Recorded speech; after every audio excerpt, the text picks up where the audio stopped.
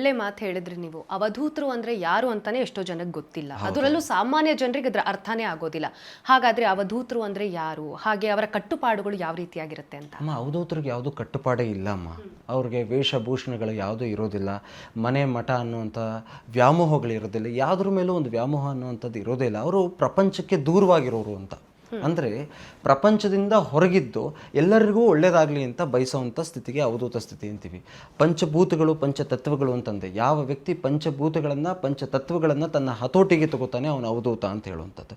ಅವಧೂತರಿಗೆ ಇಂಥ ಮಠ, ಇಂಥ ಪೀಠ, ಇಂಥದ್ದು ಖಂಡಿತ ಇಲ್ಲ. ಆದರೆ ಅವಧೂತ ಪರಂಪರೆಯ ವಿಶೇಷತೆ ಏನಂತಂದರೆ ಯಾವುದೇ ಮಠ ಆಗಲಿ, ಯಾವುದೇ ಪೀಠ ಆಗಲಿ, ಯಾವುದೇ ಜನ ಆಗಲಿ, ಯಾವುದೇ ಜನಾಂಗ ಆಗಲಿ ಅಷ್ಟನ್ನು ಗೌರವ ಕೊಡುವಂಥ ಸ್ಥಿತಿನೇ ಅವಧೂತ ಪರಂಪರೆ ಅನ್ನುವಂಥದ್ದು. ಅಂದರೆ ಎಲ್ಲರಲ್ಲೂ ಒಂದೇ ಭಾವನೆಯನ್ನು, ಏಕಮೇವ ಅದ್ವಿತೀಯಂ ಅಂತಂದರೆ ಎಲ್ಲರೂ ಒಂದೇ, ಎಲ್ಲರಲ್ಲೂ ಪರಮಾತ್ಮ ಇದ್ದಾನೆ, ಅದರಲ್ಲಿ ಏನೂ ವ್ಯತ್ಯಾಸವಿಲ್ಲ, ಪರಮಾತ್ಮನು ಒಬ್ಬನೇ ಅನ್ನುವಂಥದ್ದನ್ನು ತೋರಿಸೋದಕ್ಕೋಸ್ಕರ ಅವಧೂತ ಪರಂಪರೆ ಬಂದಿರತಕ್ಕಂಥದ್ದು.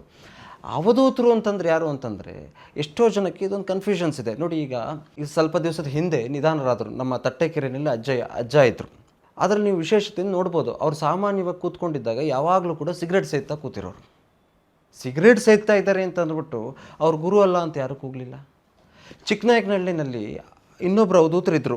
ಅವರು ಯಾವಾಗಲೂ, ನಾನು ಅವ್ರನ್ನ ಸುಮಾರು ಸಲ ಭೇಟಿ ಮಾಡಿದ್ದೀನಿ. ಸುಮಾರು ಸಲ ಭೇಟಿ ಮಾಡಿದಾಗಲೂ ಕೂಡ ಅವ್ರು ಒಂದೇ ಮಾತು ಹೇಳೋರು, ಶಂಕ್ರಿ ತಂದ್ಯಾ ನನಗೆ ಅಂತ. ಶಂಕ್ರಿ ಅಂತಂದರೆ ಬಾಟ್ಲು, ತಂದ್ಯಾ ನನಗೆ ಅಂತ ಕೇಳೋರು. ಅವಧೂತರಲ್ಲಿ ಯಾವ ವ್ಯತ್ಯಾಸ? ಮೋರಿ ನೀರನ್ನ ಕುಡಿಯೋರು. ಜನಕ್ಕೆ ಏನಾಗಿದೆ ಇವಾಗ, ಮೋರಿ ನೀರು ಕುಡ್ದಂಥ ಪವಾಡ ಪುರುಷ ಅನ್ನೋದು ಬರ್ತಾ ಇಲ್ಲ, ಇವರು ಬಾಟ್ಲ್ ಇಟ್ಕೊಂಡು ಕೂತಿದಾರಲ್ಲ ಅನ್ನೋವಂಥದ್ದು ಬಂದ್ಬಿಟ್ಟಿದೆ ಈಗ ಮನಸ್ಥಿತಿನಲ್ಲಿ.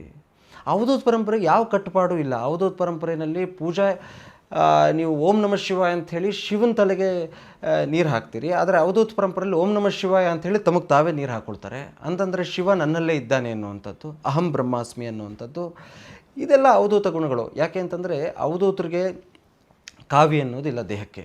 ಅವರು ಪ್ಯಾಂಟ್ ಶರ್ಟ್ ಹಾಕಿರ್ತಾರೆ, ಮತ್ತು ಜುಬ್ಬಾ ಪೈಜಾಮ ಹಾಕಿರ್ತಾರೆ, ಮತ್ತು ಇನ್ನೊಂದು ಹಾಕಿರ್ತಾರೆ, ಅಥವಾ ಏನೂ ಹಾಕದೇ ಇರ್ತಾರೆ. ಎಷ್ಟೋ ಜನ ಕೋಪಿನಗಳು ಹಾಕಿರ್ತಾರೆ, ಕೆಲವರು ಕೋಪಿನೂ ಹಾಕಲ್ಲ, ಅದೇ ಬರೀ ಮೈಯಲ್ಲೇ ಓಡಾಡ್ತಾ ಇರ್ತಾರೆ. ಅವಧೂತರ ಸಾಧನೆ ಮಾತ್ರ ಗೌಪ್ಯವಾಗಿರುತ್ತೆ, ಅದು ಎಲ್ಲಿಗೂ ತಿಳಿದು ಬರುವಂಥದ್ದಲ್ಲ. ಗುರು ಅಂತಂದರೆ ಗೌಪ್ಯ, ಅದರಲ್ಲೂ ಅವಧೂತರ ಸ್ಥಿತಿ ಅಂತಂದರೆ ಇನ್ನಷ್ಟು ಗೌಪ್ಯ ಅನ್ನುವಂಥದ್ದು.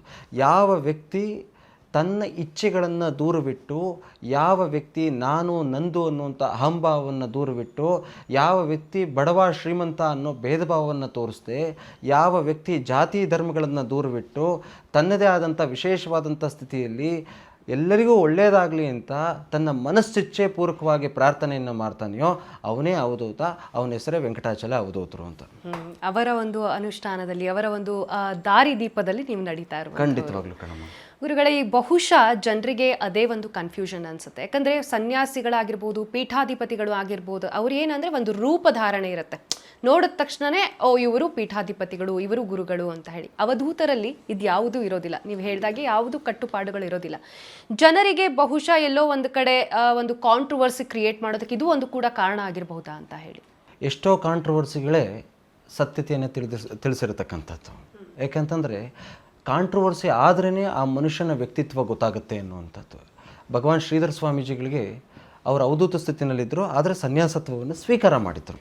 ಅದು ಎರಡೂ ಮಾಡ್ಬೋದು. ಅವಧೂತ ಪರಂಪರೆಯಲ್ಲಿ ಸಂಸಾರತ್ವವನ್ನು ಇರುತ್ತೆ, ಸನ್ಯಾಸಿನೂ ಇರುತ್ತೆ, ಅಥವಾ ಹಾಗೆ ಇರ್ತೀನಿ ಅಂದರೆ ಹಾಗೇನೂ ಇರ್ಬೋದು ಅನ್ನುವಂಥದ್ದಿದೆ. ಹಾಗೆ ಶ್ರೀಧರ ಸ್ವಾಮಿಗಳಿಗೆ ಎಷ್ಟೋ ಮುಂಚೆ ಆವಾಗಲೇ ಎಷ್ಟೋ ಜನ ತೊಂದರೆ ಕೊಟ್ಟಂಥದ್ದು ತಾವೆಲ್ಲರೂ ಕೇಳಿರ್ತೀರಿ. ಹಾಗೆ ಭಗವಾನ್ ಶ್ರೀ ಸಾಯಿಬಾಬಾರವ್ರಿಗೂ ಎಷ್ಟೋ ತೊಂದರೆ ಕೊಟ್ಟಿದ್ದಾರೆ, ಪುಟ್ಟಪರ್ತಿ ಸಾಯಿಬಾಬಾವ್ರಿಗೂ ಎಷ್ಟೋ ಜನ ತೊಂದರೆ ಕೊಟ್ಟಿದ್ದಾರೆ. ತೊಂದರೆ ಕೊಟ್ಟಾಗಲೇ, ಒಂದು ಕಲ್ಲಿಗೆ ಪೆಟ್ಟು ಬಿದ್ದಾಗಲೇ ಅದು ಶಿಲೆಯಾಗಿ ದೇವರ ಮೂರ್ತಿಯಾಗಿ ಲಕ್ಷಾಂತರ ಜನ ಪೂಜೆ ಮಾಡುವಂಥದ್ದು. ಅದೇ ಅವಧೂತ ಸ್ಥಿತಿ ಅಷ್ಟೇ. ಅದಕ್ಕೆ ನಾವು ಕಾಯ್ತಾ ಇದ್ದೀವಿ. ಪೆಟ್ಟು ಬೀಳ್ತಾ ಇದೆ, ಶಿಲೆ ಆಗಿಲ್ಲ ಅನ್ನುವಂಥದ್ದು ಇನ್ನು ನನ್ನ ಮನವರಿಕೆಯಲ್ಲಿ ಇದೆ. ಇನ್ನು ಶಿಲೆ ಆಗಬೇಕೇನೋ ಇನ್ನು, ಹಾಗಾಗಿ ಇಷ್ಟೆಲ್ಲ ಪೆಟ್ಟು ಬೀಳ್ತಾ ಇದೆ ಅನ್ನೋದು ನನ್ನ ಮನೋಭಾವನೆಯಲ್ಲಿ ಇದೆ. ಹಾಗಾಗಿ ಪೆಟ್ಟು ಬಿದ್ದಷ್ಟು ಅದಾದಷ್ಟು ಬೇಗ ಮೂರ್ತಿ ಆಗಲಿ ಅನ್ನೋದು ನಾನು ಭಗವಂತನಲ್ಲಿ ಕೇಳ್ಕೊಳ್ತಾ ಇದ್ದೀನಿ. ಆದಷ್ಟು ಬೇಗ ಅದು ಮೂರ್ತಿ ಆದರೆ ಲಕ್ಷಾಂತರ ಜನ ಅದಕ್ಕೆ ಪ್ರಾರ್ಥನೆಯನ್ನು ಮಾಡ್ತಾರೆ. ಅವತ್ತಿಗದು ಅವಧೂತ ಸ್ಥಿತಿ ಅಂದರೆ ಏನು ಅನ್ನೋದು ಅವ್ರಿಗೆ ಗೊತ್ತಾಗುತ್ತೆ. ಅಲ್ಲಿಯವರೆಗೂ ನಾವೆಲ್ಲ ಕಾಯಬೇಕಷ್ಟು. ಯಾವ ಗುರು ಪರಂಪರೆಯ ಬಗ್ಗೆನೂ ಕೇವಲವಾಗಿ ಮಾತಾಡಬಾರ್ದು. ಯಾಕಂದರೆ ಸಂತರು ಮನೆ ಮಠ ಪ್ರತಿಯೊಂದನ್ನು ಬಿಟ್ಟು ಬಂದಿರ್ತಾರೆ. ಇವಾಗ ಎಷ್ಟೋ ಜನ ಕೇವಲವಾಗಿ ಮಾತಾಡುವಂಥ ಮನಸ್ಥಿತಿಯನ್ನು ಇಟ್ಕೊಂಡಿರ್ತಾರೆ. ಅವನ ಆ ಗುರುನೇ ನನಗೆ ಗೊತ್ತು, ಅವನು ಹಂಗಂತೆ, ಅವ್ನು ಹಂಗಂತೆ ಹಿಂಗಂತೆ ಬೇಡ. ನಮಗೆ ಯಾಕೆ ಬೇಕಮ್ಮ? ಒಬ್ಬ ಗುರು ಹತ್ರ ಹೋದಾಗ ನಮ್ಗೆ ಏನು ಬೇಕು? ಒಂದು ಆಶೀರ್ವಾದ ಬೇಕು. ಅವ್ರು ತೀರ್ಥ ಕೊಡ್ತಾರೋ, ಅವ್ರು ಪ್ರಸಾದ ಕೊಡ್ತಾರೋ, ಅವರು ಮಂತ್ರಾಕ್ಷತೆಯನ್ನು ಕೊಡ್ತಾರೋ, ಹೂ ಕೊಡ್ತಾರೋ, ಒಟ್ಟಿನಲ್ಲಿ ನಿಮಗೆ ಒಳ್ಳೆ ಪ್ರೀತಿ ವಿಶ್ವಾಸವಾಗಿ ಒಂದು ಊಟ ಹಾಕ್ತಾರೆ. ನನ್ನ ಮಠಕ್ಕೆ ಬಂದಿದೆಯಾ, ಕೂತ್ಕೋ ಊಟ ಮಾಡು. ಯಾಕೆ ಅಂತಂದರೆ ಗುರು ಪರಂಪರೆಯಲ್ಲಿ ಒಂದು ವಿಶೇಷತೆ ಇದೆ. ಯಾವ ವ್ಯಕ್ತಿಗೆ ಏನು ಸಿಕ್ಕಬೇಕೋ ಏನು ಮಾಡಬೇಕೋ ಅನ್ನೋದಕ್ಕಿಂತ ಹೆಚ್ಚಾಗಿ ಅವನ ಹೊಟ್ಟೆ ತುಂಬಿಸ್ಬೇಕು, ಅವನು ಸಂತೃಪ್ತನಾಗಿ ಮಾಡಬೇಕು, ಅವನಿಗೆ ನೆಮ್ಮದಿ, ಹೊಟ್ಟೆಗೆ ಚೆನ್ನಾಗಿ ತಿನ್ನಬೇಕು, ಅವ್ನು ನೆಮ್ಮದಿಯಾಗಿ ಮಲಗಬೇಕು, ಅವ್ನು ಸಂತೃಪ್ತನಾಗಬೇಕು ಅನ್ನುವಂಥದ್ದೇ ಗುರು ಪರಂಪರೆ ಬಯಸುವಂಥದ್ದು. ವೆಂಕಟಾಚಲ ಅವಧೂತರು ಒಬ್ಬ ವ್ಯಕ್ತಿ ಬಂದಿದ್ದ ಒಂದು ಸಲ, ಊರೆಲ್ಲ ಹುಡ್ಕೊಂಡು ಬಂದಂತೆ, ಎಲ್ಲೋ ಒಂದು ನಾನ್ ವೆಜ್ ತಿನ್ನಬೇಕು ಅಂತ. ಎಲ್ಲೂ ನಾನ್ ವೆಜ್ ಸಿಕ್ಕಲಿಲ್ಲ. ಆದರೆ ಗುರುಗಳ ಹತ್ರ ಬಂದು ಯಾರೋ ಹೇಳಿದ್ರಂತೆ, ಇಲ್ಲಿ ಗುರುಗಳ ಮನೆ ಇದೆ, ನೀನು ಬಾ, ಒಂದು ಆಶೀರ್ವಾದ ತೊಗೊಂಡು ಹೊರಟೋಗು ಅಂತ. ಬಂದು ಕೂತಿದ ತಕ್ಷಣ, ಏನೇಯ ನಿನಗೆ ಮಾಂಸ ತಿನ್ನಬೇಕು ಅಂತ ಇಷ್ಟಪಟ್ಟಿಯಲ್ಲ, ಸಿಕ್ಕಲಿಲ್ವೇನೆಯ ಅಂತ ಕೇಳಿದ್ರೆ, ಇಲ್ಲ ಬುದ್ಧಿ ಸಿಕ್ಕಲಿಲ್ಲ, ಎಲ್ಲ ಕಡೆನೂ ಹುಡ್ಕೊಂಡು ಬಂದೆ, ಕೂತ್ಕೊಳ್ಳೆ ಇಲ್ಲಿ ಅಂತಂದು ಮನೇಲೇ ತರಿಸಿ ಖುದ್ದು ಅವರೇ ಕೊಟ್ಟು ಅವನಿಗೆ ತಿನ್ನಿಸಿ ಅವನು ಸಂತೃಪ್ತನಾಗಿ ಮಾಡಿ ಕಳಿಸಿದ್ದಾರೆ. ಯಾವ ಭಕ್ತನ ಸಣ್ಣ ಪುಟ್ಟ ಇಷ್ಟಾರ್ಥಗಳಿಂದ ಹಿಡಿದು ಅವನು ಏನು ಅಭಿಲಾಷೆಯನ್ನು ಪಡ್ತಾನೆ ಅದನ್ನು ಪರಿಪೂರ್ಣತೆಗೊಳಿಸೋ ಅವ್ರಿಗೆ ಗುರು ಪರಂಪರೆ, ಅವಧೂತ ಪರಂಪರೆ ಅಂತ ಕರೆಯುವಂಥದ್ದು. ಹಾಗಾಗಿ ಕೆಲವೊಂದು ಸ್ಥಿತಿಗಳು ಬರುತ್ತೆ, ಅವನಿಗೂ ಪರೀಕ್ಷೆ ಬರುತ್ತೆ.